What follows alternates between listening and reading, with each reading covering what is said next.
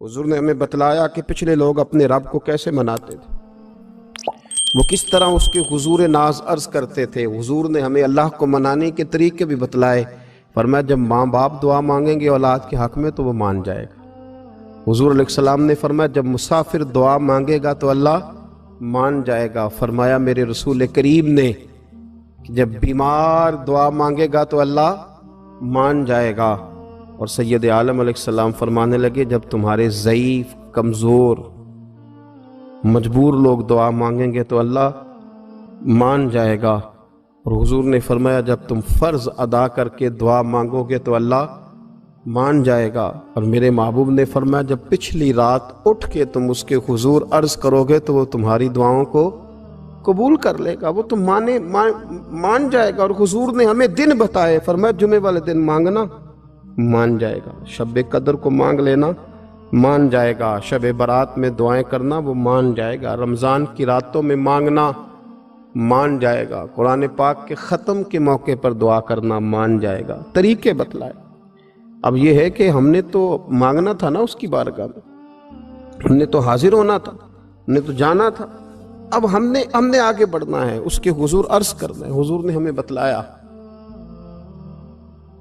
कि मोमिन मुत्तकी होता है ना, परहेजगार होता है, तो इसने कुछ नेकियां भी की होती हैं। जिस तरह इसे अपने गुनाहों का पता होता है ना, इसे पता होता है कि नहीं यार फलां काम मैंने फ़कत अल्लाह की रज़ा के लिए किया हुआ है, वो मेरा और मेरे रब का राज है। फरमाया जब तुम बड़े उलझ जाओ ना, जब तुम बड़ी आजमाइश में आ जाओ और जब तुम समझ लो कि अब मैं बड़ी तकलीफ में आ गया हूं, तो फिर एक तरीका हुजूर ने हमें और भी बतलाया मांगने का, एक और तरीका भी बतलाया। और वो रवायत सही मुस्लिम में मौजूद है।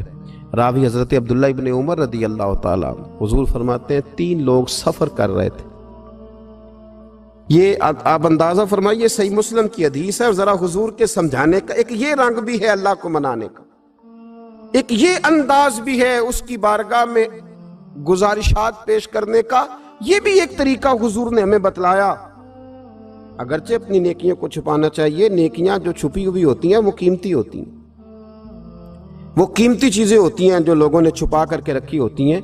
हजरत अब्दुल्ला इब्न उमर फरमाने लगे कि नबी पाक सल्लल्लाहु अलैहि वसल्लम फरमाते हैं 3 लोग सफर कर रहे थे, रास्ते में तूफान आ गया, तेज बारिश शुरू हो गई, तो हुजूर फरमाते हैं वो तीनों बारिश से बचने के लिए एक गार में छुप गए। उनको पता है पुराने ज़माने के अंदर गारें होती थी और लोग जब सफ़र करते थे लंबे तो पत्थरों और पहाड़ों के बीच में से सफ़र करते थे। वो गार के अंदर चले गए। अब चूंकि तूफान बहुत ज़्यादा था, जब वो गार के अंदर चले गए तो अल्लाह के प्यारे हबीब सल्लल्लाहु अलैहि वसल्लम फरमाते हैं पत्थर ऊपर से लुढ़कता हुआ आया और गार के मुंह के आगे आके उसने गार को बंद कर दिया। अब इतना तेज और इस मजबूती के साथ वो पत्थर लगा और इतना सही फिट हुआ कि अंदर रोशनी आनी भी खत्म हो गई। अब 3 लोग हैं, थोड़ी देर तो वो परेशान